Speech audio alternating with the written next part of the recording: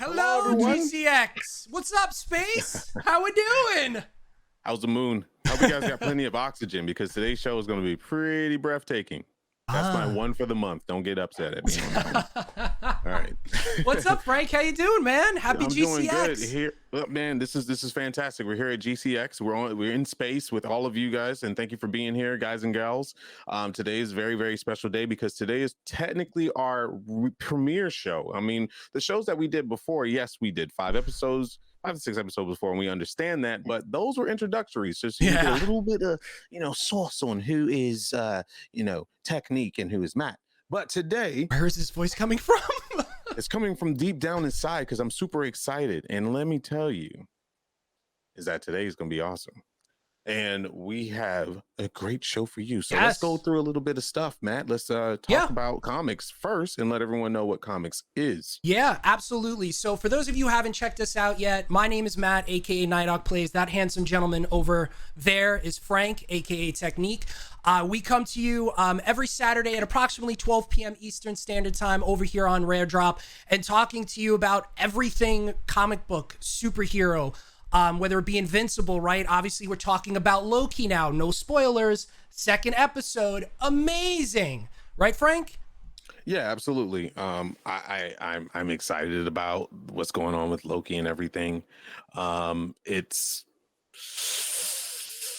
want to talk about it, but we can't. We can't. This we show don't is have not time. about Loki. Coming next week. Okay, next Saturday. And that's when we open up. But anyway, Comics is pretty much going to be that Saturday morning cartoon for you that you missed when, remember X-Men used to come on right before those stupid movies on Fox, just ruin the whole day of cartoons. They don't do that anymore. We're bringing you some great comic stuff. But today's show is going to be a very special one because not only are we part of GCX today, which is, thank you for being here for that. Thank you for GCX, obviously, for having us and working with us on this. Uber excited, obviously, for now and the future. Yes, absolutely. But today we have special guests, artists and comic book writers, Stephen Mooney and Declan Shalvey. I was going to say Shalvey. I was told to mess up his name, but I won't. It's Shalvey. Yes, ladies and gentlemen. Top right, you got Stephen Mooney and Declan Shalvey. How you guys doing? Good afternoon or good evening, because you guys are that way somewhere. Early evening, yeah. It's technically evening now, as of right now. But thanks for having us. Yeah, man, pleasure to be here. Thank you for being here, and I'll have to say it was great having you come in and talk to us for a little bit. You're very, very busy. And you're working on some amazing stuff. But before we get started, because I know the audience, we have a lot of young and veteran. I don't want to say the word old because I know some of you got, I have cranky knees as well. Out there, we would love to learn a little bit more about you and what you do. Either one can take the lead. Rock, paper, scissors, whatever works. You go, Stephen. Okay, I'm Stephen Mooney. I've been working in Pro Comics for about 21 years now, I think, which is probably about a year or give or take more than Deck. Maybe we kind of broke in around the same time. And I've worked at all the major companies, Marvel, DC, Image, Valiant, IDW, Dynamite. Who else is there? Keep it rolling. So a little bit of everything, as Declan, I'm sure he'll tell you. So we know a little bit about everything when it comes to comics, or we think we do. So we're glad to be here to chat with you guys. It's a good vibe going on. So looking forward to it. Yeah. See, I saw you sipping a little something there, trying to get the juices flowing. Love it. I love it. And my Blade Runner glass. Hey, there you go. Perfect. Awesome. Cheers. We're in the space, right? Declan, how about you? Similar to Mooney. I've worked for probably most publishers, mainly as an artist, but like more recently as a writer. But I'm kind of most known for doing a run with Warren Ellis on Moon Knight from a few years ago. But I've gotten to work on things like Batman and Wolverine, and all the stuff you know I loved as a kid. Steve and I would have similar kind of experience and backgrounds, but like I think we've had a good amount of experience across the board from starting out to established pros to writing to drawing, what have you. You ran the gamut through the comic industry to where you are today. Pretty much, yeah. And it's destroyed us. Absolutely. Oh wow, okay. Hey, it kept you here. I mean, I see It is Steven go, gray yeah, hair. you got a little gray right there. Is that because you were A working little. with Declan, or is that because you're working on too many projects? Mostly Declan. Oh, understandable. Yeah, The he almost had a dynamic spit duo. take. You know, Bruce That's Wayne fair. went gray after working with so many Robins as well, but we True. wouldn't call you the Batman and Robin duo. We would call you more of the Avengers duo going on, because the work that you've been working on are pretty nice, and we'll get into that later. But first, we have some questions from you in chat. Feel free. This is a Yes. party. You are a part of Commix as well, as always. And if you have any questions, comments, concerns as in, what are you working on? Because I want you to work on this. Throw it in the chat, and we'll definitely bring it to the gentleman to answer. Now, we like to start off with a little icebreaker, and the icebreaker would be top 3 projects that you worked on over the years. No pressure. Me first, or me? Yeah, sure. Yeah, go ahead. Top 3.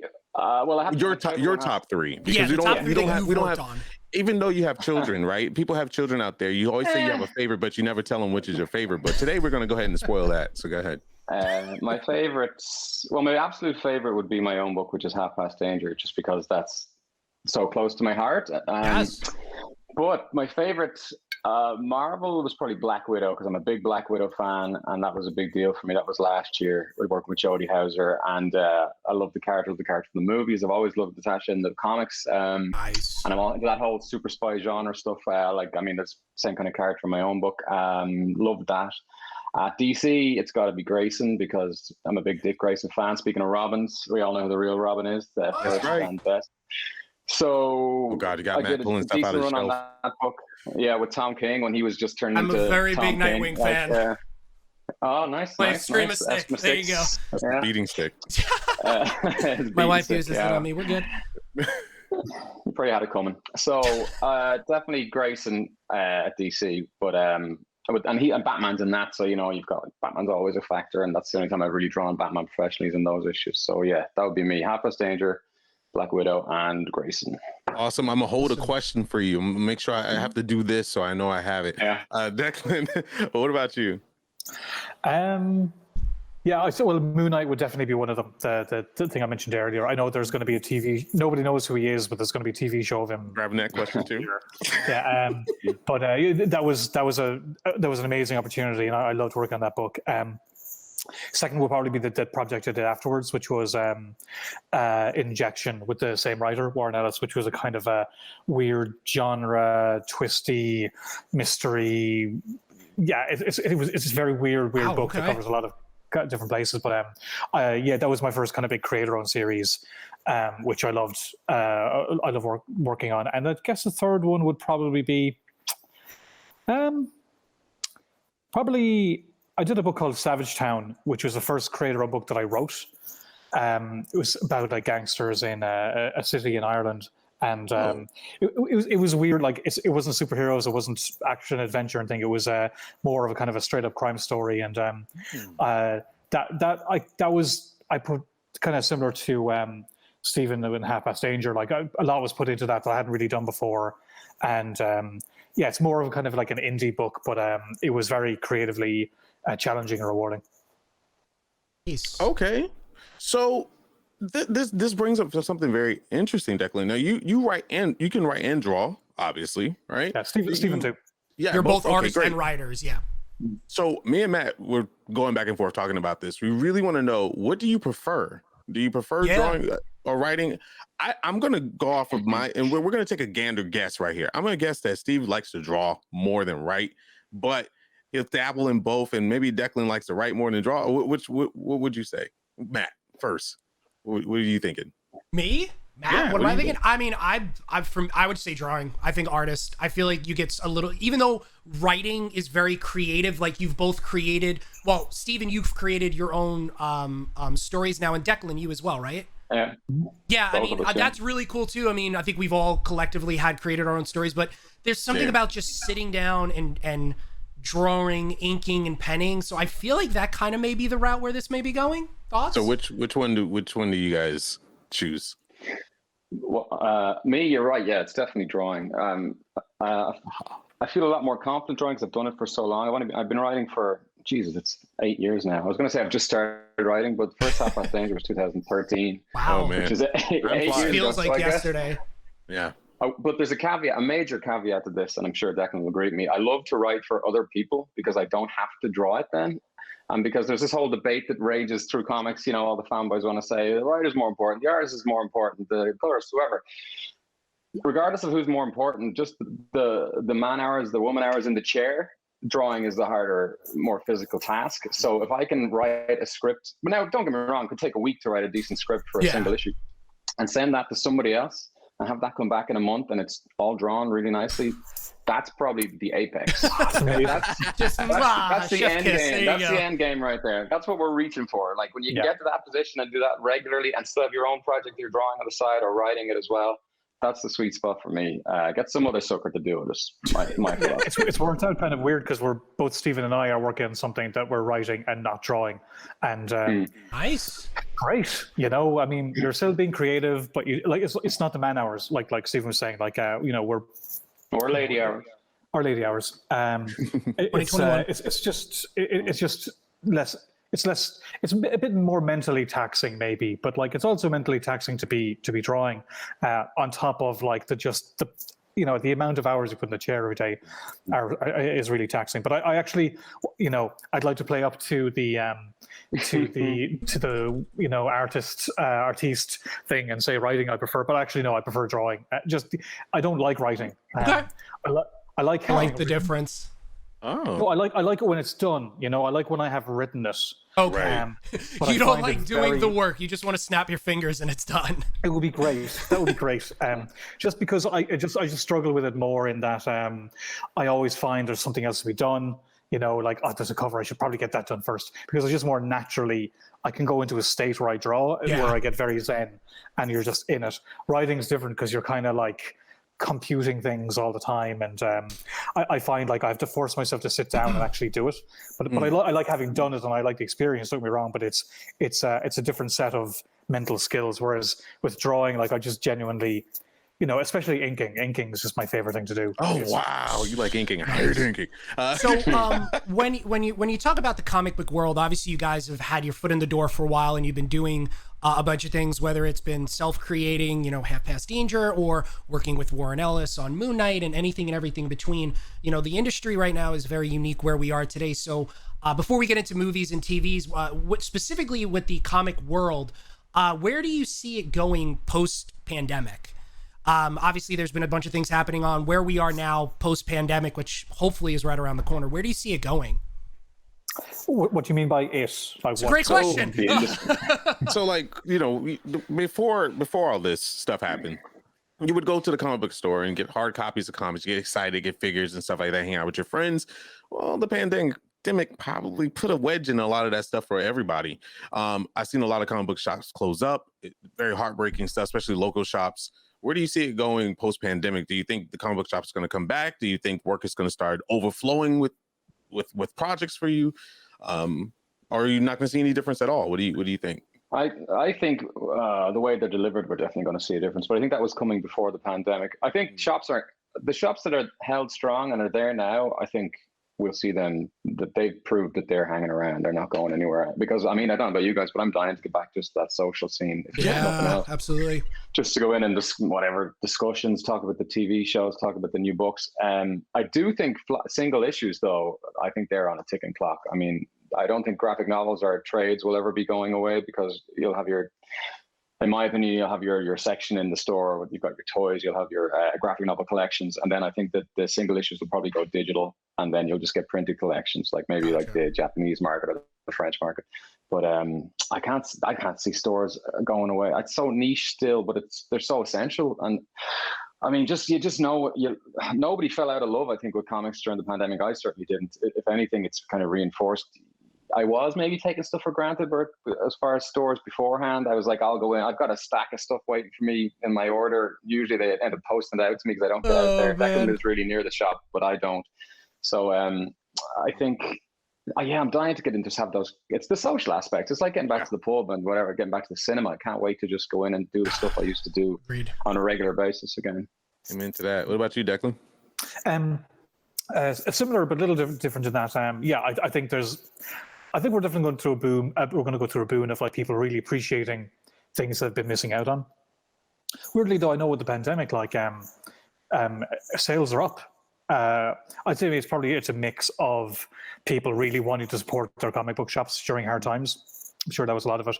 A lot of us people maybe just ordering things through the internet. You know, like a lot of reading books they've always meant to read. I know I did that. I haven't read any of them because I haven't had time, but like I got a lot of stuff over the pandemic. I don't think single issue is going to go away, but I think like what's happening with the industry is I think that it's like diversifying in terms of content and how you read them. Like I don't want to read. I have read comics digitally.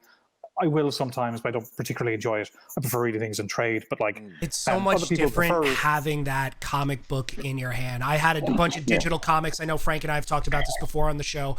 A lot of my Injustice comics, because I was big into the Injustice series when it came out. I had it all digital, and I'm like, I went over and I finally had them in my hand. I'm like, oh, there's nothing. Having that, it's the smell of a brand new comic book. It's like, you know, brand new Corinthian leather in a car. It's amazing. Yeah, I agree. But like, if somebody wants to read it now and they can read it on a tablet, then they should be able to do that if there's enough of an audience for it. So I think that's what I mean. Is like you can take the one thing and you can do different versions of it for however you want to read it. I think things are going to go more that way as regards how people are reading things digitally or. You know, I know, like, because I'm doing a monthly book at the moment, and part of it is like, if it's going to be a monthly book, it's got to make sure that you're delivering story every month and not writing for the trade, and that like it's an experience. So I think maybe, you know, people are going to take more attention to how they're putting their stories out. And I would say there was definitely a bit of a wobble when the main comic distributors closed down during the pandemic, but since then, I mean. Work kind of dried up and then it's been a blossom again ever since. So there's a lot of different projects happening. I think people looking for other alternatives that are outside the mainstream and also Steve and I work essentially in like, you know, mainstream-esque comics, but you know, you have people like Raina Tengelmeyer and Dog Boy, and you have things for kids and you have things for adults. And I think what's interesting is 10 years ago, everything was superheroes. And I know culturally that's where people are now with like all the adaptations and stuff, but as regards to people reading comics, I think that there's more different types of creators and stories happening now than there has been in ages. That's true. You know, the funny thing about it is you said having it on a platform for everybody to be available. That's a really good point because in the chat, Slash says, as a visually impaired comic reader, I am very thankful for the digital copies that I can zoom in on, but I still miss the comic book feel. So, thank you for being able to keep doing your trade and making it available everywhere. I mean, the digital age is very great for that because if this wasn't around, we had this pandemic many years ago. We don't know what would happen to the comic book industry when it comes to that. There were people shifting and doing different things. You know, there's things like Panel Syndicate, or Marcus Martin's platform where you can just pay with it. Yeah, Kickstarter definitely had a massive. Both Stephen and I did a Kickstarter project. You know, so people were finding alternatives to get stuff out there. So I mean, I think that's been a really interesting byproduct. That kind of leads us into our next question. With all the adaptations and especially the MCU and DCEU being so popular now, pretty much put a big boom on comics and brought a lot of people that weren't really interested in comics into the comic world and seeking out, you know, shows like this and actual comic book artists. And now you are not just a name in a book; you actually get to physically be seen now. And I think it brought a lot of stuff to the forefront. Do you think that it's easier or harder to get into the comic book industry now with how popular the comic book world is? And that's as a worker, so to speak. Like, I think there's two sides to that. It's a lot easier in that it's far more accessible. When we started out, we go far so back, like we were talking about conventions earlier on. I schlepped our portfolio around the States, San Diego, New York, all the big shows, and queued up for portfolio reviews. Now with the internet, it's been a massive equalizer. Like people in Ireland or people in South America or Spain or Italy, wherever, there's big congregations of comic book creators coming from all over the place because it's all sent online to FTP sites now, as opposed to when I started, they used to FedEx the artwork over. They literally send the physical boards and then they would be sent back a couple of months later, and you'd hope you get them all back. Like now that only lasted a year or so when I broke in, but it's nuts the difference now. But on the flip side of that, though, is there's so many more people trying to break in because everybody has the access to the internet. I mean, your grandma has it, whoever has it, the library has it. So everyone knows where there's a computer with the internet, and anyone who can draw well and has an interest in comics has an avenue to get in there. So I think the competition, theoretically, it's hard looking back because we're in it so long, but theoretically the competition should be greater now, I imagine. I don't know what Deck thinks. No, yes, similar. The competition has never been higher, but like, it's not that. I mean, it depends what you mean breaking in. One, like, again, what Stephen and I do is specific, but like, there's people who are breaking in ways like are doing digital comics that are doing insane compared to say what we sell or people are reading. But who are they all paying for it, or can you make a living? Some are huge. I mean, look, streamers like what you guys are doing, you can make money that way. That was not something that was possible 10 years ago. If you told me that, I'd be like, what are you talking about? Webcomics is blown up so much now. They get their own shows on Netflix now. Success is, I mean, breaking in is kind of a broader term, and again, in a good way because you get different types of stuff. But I think in a lot of ways it is easier. I think you can make a name for yourself. You can find an audience that can support you. So I think in some ways it is easier. And I like that. But it depends. Like, it's not easy to. You might break in, but like, it's staying in is a whole other. Staying power is a whole different scenario. Yeah. No matter how you do the work, you still need to actually do it. And I think there has been some people who do be very good of having an online brand, but not actually being able to go away from their Twitter handle and actually draw and write the stuff.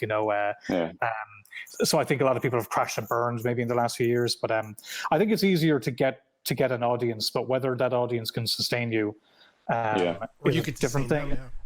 And if you want to break into a company, it's a different thing. But I don't know. I think there's been a huge equalizer with the internet in the last 10 years. On that note, though, just what Declan is saying there, I think discipline is such a huge aspect that people might not realize going in. I mean, you get these amazing artists on their Twitter feed. It's just pinup after pinup or short story of incredible artwork. But then when they do get offered by Marvel or DC or whoever it is to do comic books, it's the timetable that maybe blows people's minds. It's the output you've got to have. It's the hours in the chair. Like, I mean, when I started out, I was drawing Captain Marvel flying is great.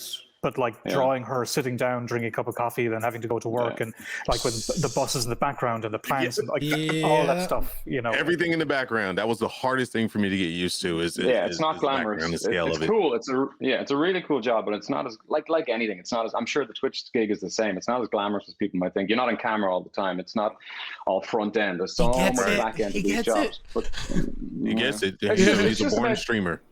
No, thanks. Very, very quickly before we get into the next question, it's kind of funny how you said that, because one of my friends got picked up from Instagram. He was just drawing characters left and right, and now he's doing Static Shock and stuff. And it's pretty cool how that happens. So I mean, it's very accessible through platforms. Even if you're not really pushing your portfolio out, you can have a portfolio review just by posting stuff. And he was posting comic pages and stuff. He wasn't just doing pinups, which was great. That's good, because I think that's the problem sometimes is like there's a lot of people who are very good at like what beautiful Instagram posts, but like have no idea about storytelling. And we're like, there's a lot of people like, I get in trouble sometimes saying this, but like, it's just not good enough. It's not good enough. That's the truth. They gotta know the truth. You gotta know it. How do you not get better? Yeah, there's younger creators who it seems like on the surface that they're ready, but when you actually have to do the 90% of drawing that isn't the fun stuff, they hit a wall and they're not able to handle it. And I think there's a big danger that a lot of younger creators they'll just hit a wall with a huge audience that we're, say, Stephen and I, would have done smaller books and gotten kind of the hang of it, and then you kind of build up like a resilience and a work ethic and a way to make it happen that it's just not possible to be able to do like that. But that said, there's no right way to do it. There's so many avenues. I mean, the way we did it is not necessarily the way to do it. We did it 20 years ago, so it's definitely changed. So don't be disheartened by that kind of talk. If you've got the discipline and the skills and you're willing to put the time in, you can do it for sure. So you guys have worked on a lot of different properties, obviously, as we talked about before. And two of the things that are booming right now are the MCU and arguably the DCU. It's a whole nother conversation. Do you think the universe that has been created for both, and thinking about other things too, like Invincible, The Boys, etc., do you think that they do the comic book universe's justice? What's being portrayed on TV and theaters, what you guys work on daily, do you think it's doing it justice? That's a tough one. I know it's probably not a short answer. Well, I think it's where you go, Alan. I'd say yeah. Like, I mean, I watched the first episode of Loki, and I've seen the other shows, and like, you know, like WandaVision, that was weird. Like, they really went to weird places with that. Which, when I was a kid, like I was watching Incredible Hulk reruns, you know, which is the most pared down version of the character, which is great, very accessible. Different name. It wasn't even Bruce Banner. Yeah, true. Oh, that's right. David Banner. David Banner. Mm-hmm. But all these things are the most basic ideas, the concepts, because that's all people could get involved now, or could get on board at the time. Now you've got all this really wacky. There's been different actors playing the same characters. How many Spider-Men have there been? Spider-Verse, like how they what they've done with adaptations, which I wouldn't have thought they would do, is really lean in. Avengers Endgame was a weird 1960s type Avengers story where they go back in time. Like, if you told me that years ago, I'd be like, no one's going to watch that. They've really kind of leaned into what the weirdness of what a lot of those comics are, in a way that mainstream audiences have totally gone in on, which I'm very surprised. But as a viewer, it's great to see. Like, and I think whatever, like, The Boys was like. Invincible, having Corey Walker and well, that's the thing. If Kirkman is on Invincible's going to be a faithful adaptation. It depends on the and just on the Endgame thing. Like, I think it's because it's cool to be a nerd now or whatever, but it's a lot more acceptable to be into this genre stuff. So they're going to lean, once they see there's money on the table, they're going to lean right into that, and you're going to get Doctor Strange Magic Time stories. Like, we're getting Doctor Strange 2 is going to bend everything all over the place with Wanda, and I mean, they know there's an audience there. Once they saw there's an audience there, they just didn't think people wanted that kind of in-depth storytelling, I guess, when we were kids. It was just it was an hour a week that wrap it up, done. There's no overarching story.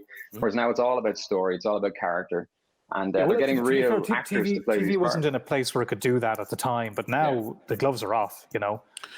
It's pretty nuts. Well, you would argue comic books are the primary IP generator in the entertainment universe right now. I mean, what's bigger than comic book stories as far as movies go, as far as video games go? Yeah, I mean, look at Guardians of the Galaxy, Miles Morales, Spider-Man specifically talking about video games, movies. And then bring in millions and billions of dollars. I mean, outside of Avatar recently, correct me if I'm wrong, anybody in chat too, I think that the highest grossing movies recently have been comic books. Yes, Star Wars aside, actually, because Star Wars is Star Wars. It's all it's all Marvel. I get it. I'm a Superman fan. I'm in pain. I get it. I would hold on. Let's have a conversation there. You could argue Marvel are adhering very closely to the storyline set out in the comic books and the tone and theme set out in the comic books. Where DC, and I'm a big DC guy, whereas DC have maybe been bringing more auteur directors in with their own visions of what the characters could be, as opposed to what they're perceived as what they are. So there's an argument there to say, by sticking to the source material and adhering as closely as possible, even if it is a little goofy. Thank you. Like, they say Superman is too boring. Well, Cap is the same basic character, and he's as Boy Scout as they come. And, I mean, they're my favorite movies. He doesn't have language, really. Language. Winter Soldier is the best movie Marvel ever made, in my opinion. I've had that conversation before. As much as I'm a big Superman fan, and I could talk about Zod and the Donner cuts and everything, Winter Soldier is arguably my favorite, not just superhero movie, but it's definitely in my top 5 movies, period, if not top 3. It is such a it's a spy movie. It's an espionage movie. So Which a guy with a shield running around in the middle of it, like, it's great. Which we do have. Time is running short here. I'm sure we could talk for hours here. We got 2 more minutes. Let's keep going. But I have a quick yes or no question for you guys based on what we were just talking about. You guys have been in the industry so long. We're talking about movies, TV, video games, and yes or no, because I don't know what you guys can say or can't say about it. Has your work directly impacted, or have we seen your work directly shown in ways on TV? That you could talk about on TVs, movies, or video games. Well, I would say it's probably no for both of us, because all the stuff that's happening now is coming from stories from maybe 10 years ago, and like that's when we kind of both came up. Moon Knight's about to I was come out. just about to say, you guys have both done a lot of work on Moon Knight, and I am very excited for that Declan's one. baby. Yeah, Declan's I baby. mean, he doesn't know. Yeah, I have no idea. He doesn't know. Yeah. I got to take. We are this rung of the ladder. The ladder is up to here. We are here. Yeah. A friend of mine DM'd me, so like, oh, this is cool about Moon Knight. I'm like, what are you talking about? And I saw they released like the logo. Like that's the first I heard of it. I have no idea. So I haven't a clue what's going on. But I don't know. Moon Knight's had so many different iterations. I've absolutely no idea if they're going to use ours. They do. Sorry, just on that question. Today, somebody tweeted me. There's this new Snake Eyes movie, a G.I. Joe movie coming out, and some of my art is just for the promo for the movie. And I mean, it's out. That doesn't go anywhere near us. That's just the marketing department, pulling cool shots from their archives. And we might see it on a T-shirt in 2 years and go, nobody sent me that T-shirt. But it's great, though. So buy your own T-shirt. It's cool. It is. It's really, really cool. But when you get to be this old and cynical, you're like, yeah, I'd like to see a little bit of that pie as well. You know what I mean? But listen, it's the deal you signed up for. As a kid, the job that we're doing now, if you had told 12-year-old me the job I'm doing now, you'd blow my mind. Absolutely blow my mind. Absolutely. It's everybody's dream right now too. And I mean, the like young kids can like fresh out of the womb are coming out with Spider-Man outfits on and stuff, and it's just beautiful to see. And I love it because as you said, nerd culture right now is just so accepted. But speaking on that of nerd culture, we're gonna get into some pretty nerdy stuff right now because we have something very excited for you, audience, and that's because Mr. Mooney and Declan are not here only just to wow you with their good looks and their amazing stuff about comics. They are actually going to release something. The first scene we got here on GCX Comics, first scene, issue number 4 of Carnage. So let's go ahead and flip over and show that. And Declan, Steven, the floor is your ballroom. We're going to show you guys the inks, and then we're going to show you the dress copy, and then we're going to go into the detail shot. But look at this, talking about comics that are going to be affecting movies. I mean, Carnage got announced not too long ago. Granted, it's a Sony joint, but about that. But if you want the cooler version of Carnage, it's right here. So you should do it. So, oh my gosh, look at the inks. I'm an artist myself. Worked in the comics for a little while back in the day, and let me tell you, man, I love the dynamic Carnage stuff. I love the really dark world they put Venom in recently with the recent comics, going back to the origin story and everything, because that story got flipped upside down. We just thought he came from a space cookie, but no, there's a lot more to that. Now we have Carnage, and if you want to tell us, Declan and Steven, you want to tell us about this book? Well, I'll say I know that the symbiote fans of Marvel are hardcore, because I used to work on Venom a few years ago before it was ever a film, and like I still have hardcore like symbiote fans get onto me, but this was for a series called Carnage, Red, White, and Blood, which is effectively all these short stories where you can just kind of do any Carnage story at all. And because Carnage is like Cletus Cassidy, who's a serial killer, I thought this is a cool opportunity to do like a dark serial killer with a symbiote twist. First time I ever saw Steven's work was for a kind of a detective series. It was just an Irish comic, and so it's kind of cool to see him do these kind of street level stuff again. Stephen drew it, so he should talk about it. I am the schmuck who did the art on this story. Declan wrote the story. Woohoo! So we were talking earlier on about the writing and drawing, and we didn't do a huge amount of. We did a little bit of back and forth on it, didn't we? You said it. It's a short story. There's only so much you can get into, But yeah, we had a bit of back and I had an idea, and we kind of bounced things back a little bit. And side note, just to let everyone know, if you want to pick this up, it isn't available yet. This is why this is the, speaking of E3 and Summer Game Fest, world premiere. This is the variant cover you're seeing for it to issue 4 that will be available to all of you on July 14th. So a hair under a month from now, you'll be able to pick up this issue. Just remember, it's Carnage, Black, White, and Blood, and it's going to be issue 4 coming out, available to all of you, July 14th, 1-4. Gentlemen? Yeah. Well, you're looking at the inks now. Okay, so both Declan and I still draw what they call traditionally on paper with pens and pencils and everything like that, whereas it's, I guess, in vogue now to be digital. Although I don't know what the split. It's, I guess 50-50 these days. I don't know what Deck thinks. Yeah. There's still a fair few people doing it the old-fashioned way. So that's the inks there. That's just done with some brush pens and a little bit of dry brush stuff. Declan would do a lot of ink washes on his stuff, so I did a little bit of that on this cover, just because it's kind of echoing Declan in a way, just as a gag for us more than anything else. To honor me, I think. Just to show him it wasn't very hard to do. Okay. And then the colored version, I do the colors on this myself. A lot of times when you're doing covers for Marvel or wherever, your schedule won't allow you to do the colors yourself. Whereas Declan actually is predominantly coloring his own stuff these days. It takes me so long to color. I'm so slow, and like it would take me as long to color a picture as it was to draw it, which is crazy in this industry. You've got to be able to like get it bang, bang, bang out the door. So yeah, the story though is because it's like it's limited. It's black and white with red elements. Yeah. Like cool thing is seeing like Stephen choose what's going to be. Like those decisions are more stylized, which is always really cool to see. You know. Yeah, everybody loves red, right? Black, white, and red. They're the coolest. I mean, what other colors do you need? Like one of my favorite colors. I think it's built into our psyches. I don't know, as comic book fans or whatever it is. So it's great fun to do, and it's short, so you're in the door and you're out. Like cards on the table. I'm not the biggest Carnage guy. I'm a fan of Venom. I like Venom. I like the whole mythos, and Donny Cates, like you said, and Stegman doing great things on the Venom book. But this was just a nice little nugget of like a Spidey villain who, we all know Carnage from back in the day, even back when Mark Bagley brought him in, whatever. Which is that Amazing Spider-Man? I don't know, 90s. So it's fun. Yeah, you get to a few cool shots. There's a nice splash page in there, some storytelling, a double page splash, and then you're out the door. So it's the perfect kind of little nugget of a gig. And plus, we didn't have to stomach each other for more than 10 pages. I do love. Let's get into a detailed shot of this while Declan goes into some details about it. But I want to say, Maximum Carnage was one of my favorite games / series back then. It was very true to Carnage and stayed very raw. I mean, being in the '90s back then, you would think we would get a kind of a washed down version of Carnage, but they kept it real. And then they kind of like softened him up over the time. You kind of forgot about him. It was all about Venom, anti-Venom, and all that stuff. Agent Venom, you name it. But look at this. That was detail. me. I was Agent Venom. That's when I. Oh my god! That's his boy here. This. I'm like a kid in the candy store right now. Right now, we're looking at the detail shot. Thank goodness we blew this up because my god, the detail in this thing is mind blowing. It doesn't do it justice why we had it before. This thing is absolutely beautiful. Moly. I want it on my wall.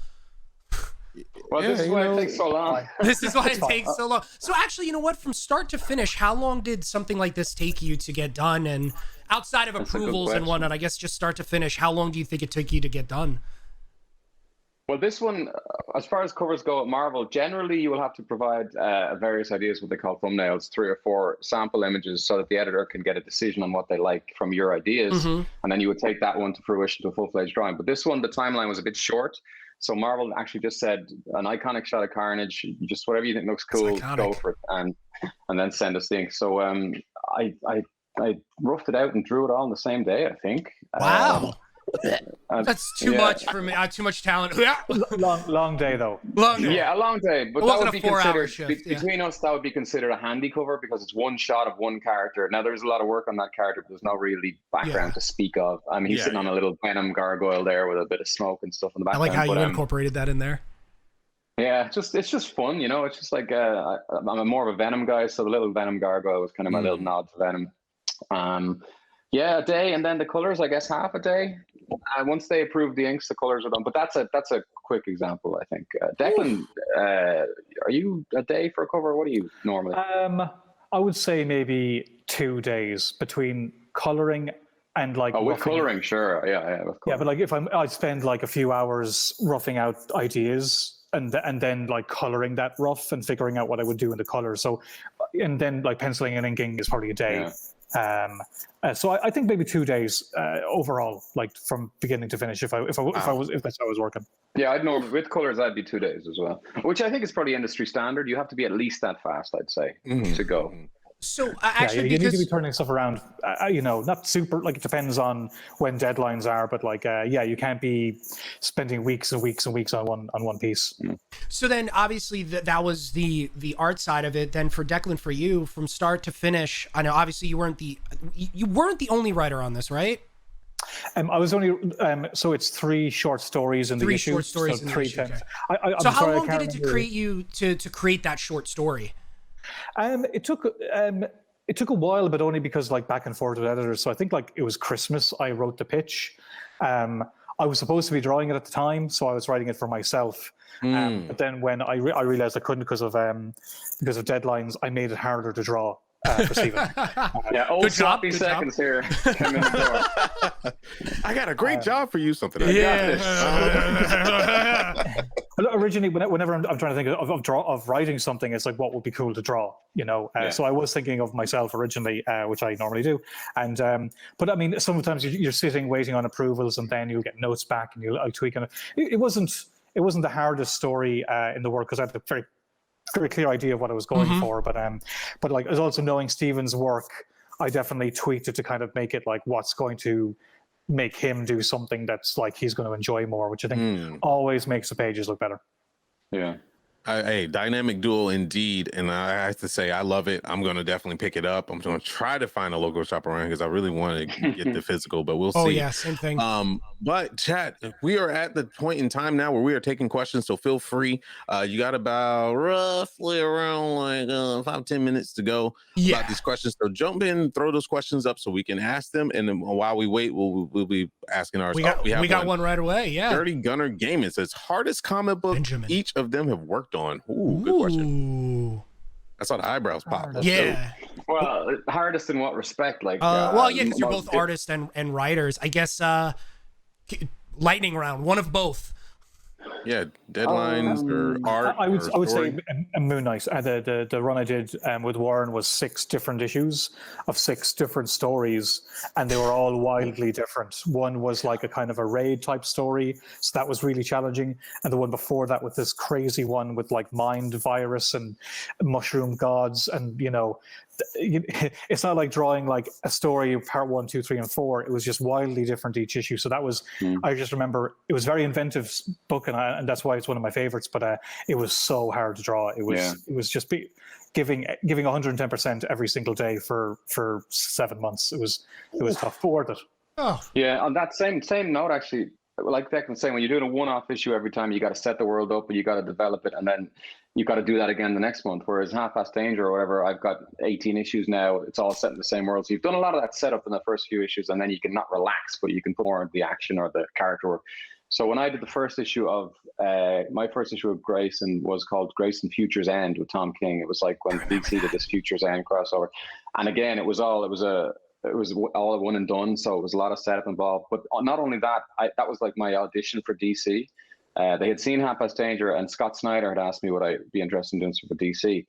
And Mark Doyle was the editor at the time of the Bat Office, and he, because Scott had brought me in, he wanted to see several, he wanted to see full layouts for the issue, then pencils, then inks, which normally I would do very rough pencils from my layouts and go straight to inks, just to cut out the middleman there, because that's a lot of extra work to do full pencils. It's nearly another job entirely.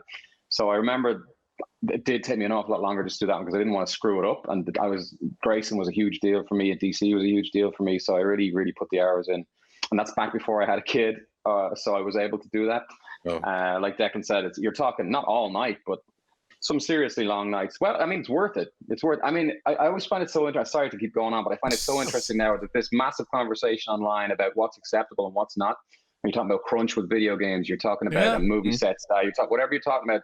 Some people maybe of a younger generation, like we're so old, but they're of the opinion that it is not acceptable to go over your 8 hours, to go past your union guidelines, whatever it is. That's the cutoff point. And then I remember these long nights we did back then, and I don't feel like it wasn't worth it at the time. I feel like what I did then was paying my dues, and it got me to where I am now. So I think there's a real conversation there as to what is required and what's not required, and from the outside looking in. But then that's a whole different conversation. Sorry to derail that. No, that's a very good point. That goes with everything. It even goes with streaming. And what we do here is if you don't, I mean, turning on the camera and being on camera, that's the fun part. It's the after hours that really pushes you to the next level and who puts the work in.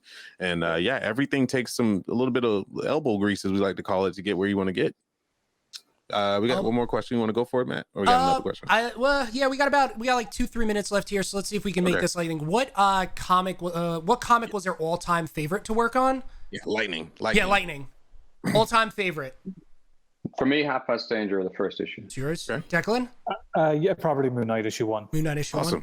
And I think we Declan got loves a challenge. yeah. No, issue, Declan no, loves issue, those five, challenges. issue five. Issue five was the one. It was the one I had. No, issue 3. No, 7. It's all coming back. And then really quick here, how long does it truly take to get a book from storyboard to shelves?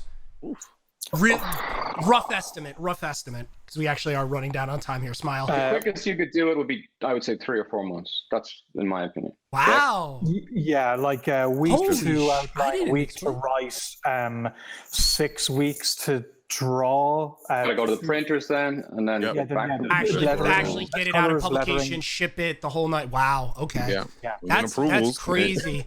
Yeah, you're not even taking in Disney into account in that Yeah, scenario. they could just be or like, Warner Brothers. Yeah.